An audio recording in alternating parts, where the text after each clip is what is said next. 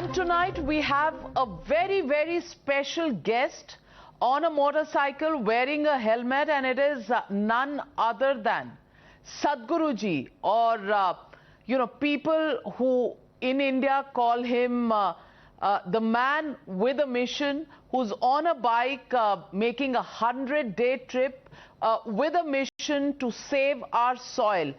Thank you, Sadhguru ji, for joining me. It's day 26 and you're riding your bike from Frankfurt to Salzburg en route Bratislava in Slovakia. Now, that is really something that on your bike you're talking to us live here in our studios in Noida. How's it been over the last 26 days? Well, the response from the people has been spectacular, actually. And also the lawmakers are responding pretty good. The local media is very good. Social media is in Europe is quite aflame.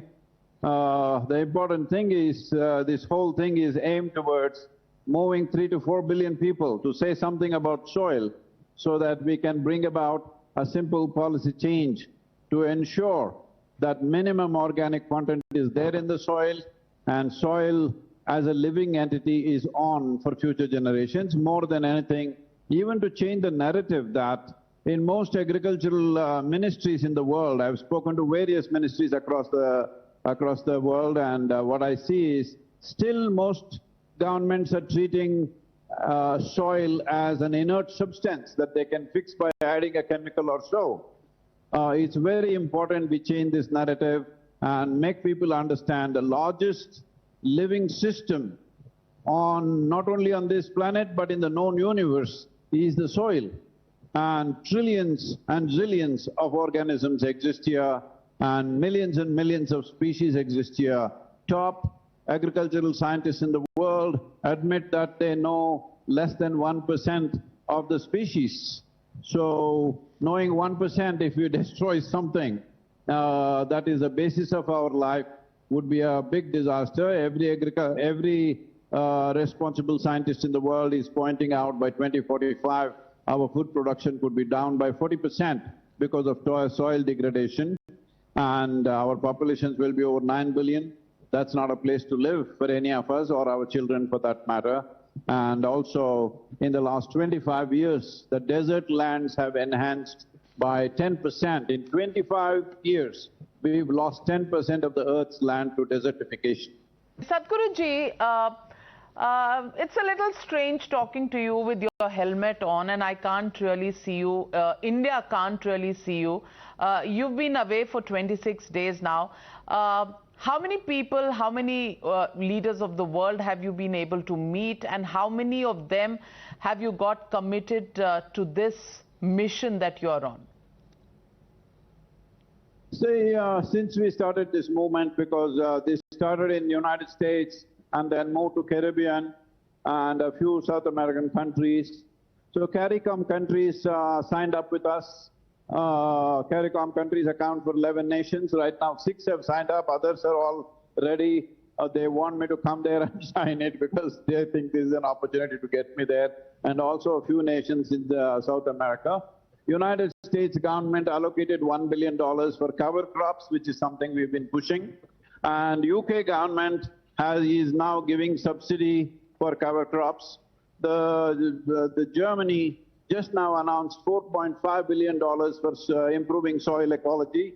And government of India made a replica projects of like Kaveri, calling what we have done in the Kaveri Basin for 13 river basins. These 13 river basins cover 67% of India's land. These 13 river basins, they made the detailed project reports, but we've been waiting and we've been telling them it's time to act. Just 10 days ago, they announced 19,000 crore budget for these 13 river basins. So this is definitely forward movement. Such things have never happened in the last 25 years, 30 years' time.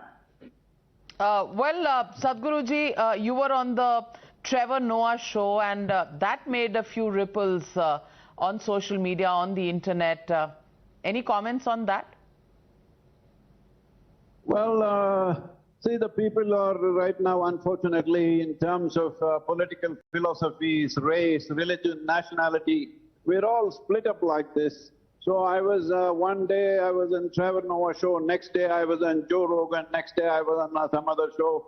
They said, oh, this is right, left and center, how did you manage? I am saying this is not about right, left and center. This is for us to understand, does not matter what is your nationality, race, religion, caste, creed, whatever. We all come from soil. We are all living off soil. At least when we die, we get back to soil. The choice that we have is right now, whether we realize that now and act upon it, or we will realize it only when we are buried. This is the choice we have.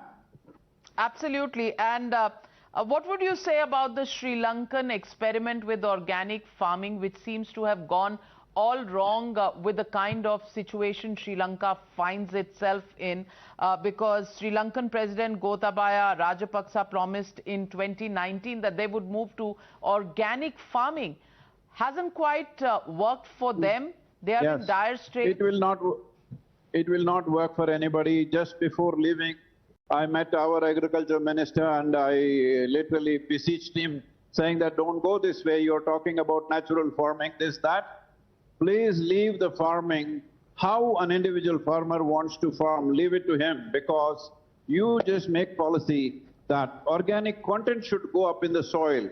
Don't tell him do only organic, don't tell him do natural, don't say don't use fertilizer or pesticide this or that.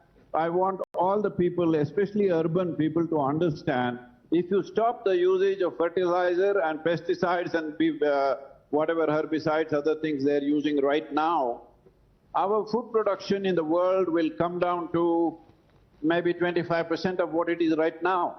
That will be the greatest tragedy and disaster that you could unfold in the world. So do not go about advocating different types of farming as if it's your religion or philosophy. Farming is neither religion nor philosophy. It is just a practical solution to our requirements of nourishment. So the important thing is we enhance the organic content so that soil stays as a living entity. I'm sorry, the GPS lady is talking in between, I think. That's okay. So soil organic content has to be improved, no question about it. Last 2 years I've spoken to a variety of scientists, leaders, national leaders, agriculture ministers. Not one person can disagree with it. Even fertilizer companies, pesticide companies, I've spoken to them. Nobody can disagree with this. The soil organic content needs to go up. What kind of farming somebody does is left to them, because it is not for people who live in cities to give philosophies on farming. Farming has to be done by the farmer. It's a very intricate and delicate process, especially their economy is so fragile. If you try to do any changes, it can collapse. It's unfortunate Sri Lanka went the way it went, because this could slow down a lot of nature-related developments in the world, seeing that people misunderstand. It is because of that it's happened. No, it is because you misunderstand enhancing organic content in the soil as organic farming. So we are not talking about organic farming. Let them do whatever kind of farming they want. The important thing is that organic content in the soil has to go up. Absolutely. Because first of all, we need to understand soil is a living entity and it's not our property. It's a legacy that's come to us from previous generations. We have to pass it on that way to future generations if we have any care or concern for life on this planet. So do not propound any particular kind of farming. Let people do the farming as it works for them. Sadhguruji, have you been keeping abreast with the incidents that are going on in India, news that's coming out of India, while you've been on your bike last 3 weeks? Maybe not everything, but what are you talking about? I'm talking about the violence during the Ram Navami processions. Oh, is it? I didn't know that, I'm sorry. Okay. Where did this happen? It happened in 10 to 12 places, and there are videos that have come out, and sadly, it does tend to show that these could have been premeditated, because petrol bombs, swords don't come out in a situation when it's a spontaneous confrontation. See, this is the whole problem with human beings right now. We are all always constantly looking how to find differences between us. So, religion is a huge thing, nationality is a huge thing, race is a huge thing. I just saw yesterday in America, one black man was shot in the back of the head by the policeman without any reason. So this is happening all the time. This is why I want people to understand Save Soil is not only an ecologically sensitive movement, it is also about raising human consciousness. For us, it's very important right now that we find common factors between ourselves, whatever our race, religion or nationality or caste or creed is. We must understand we come from the soil, we live off the soil, we go back to the soil. Let us use soil as an unifying factor, because if you do not understand what is a unifying cosmic consciousness, at least understand that we are all related to the soil. In this at least we will be one. Will we be one when we are living, or will we become one only in death? Well, very well said, and that is a philosophy I wish people would understand sooner than later. It's been a pleasure catching up with you. I can tell you the skies seem extremely blue. Doesn't look like any kind of pollution that you're seeing there in your drive to Salzburg. And we here in Delhi are still trying to breathe, find some fresh air. Sadhguruji, Navika, I'm making a deal with you. If you get me 25 million earth buddies, there is something called as becoming an earth buddy to support the movement. If you get me 25 million earth buddies, I'll give you a ride on the motorcycle. How is that? Very good one, but is it possible to ask you to just lift the shade of your helmet so that people can actually look you in the eye? Okay. My eyes have become very sensitive to light all these days of writing, so I'm generally keeping the shades on. Right now the shade is off. I don't know if it works. No, your helmet has that visor.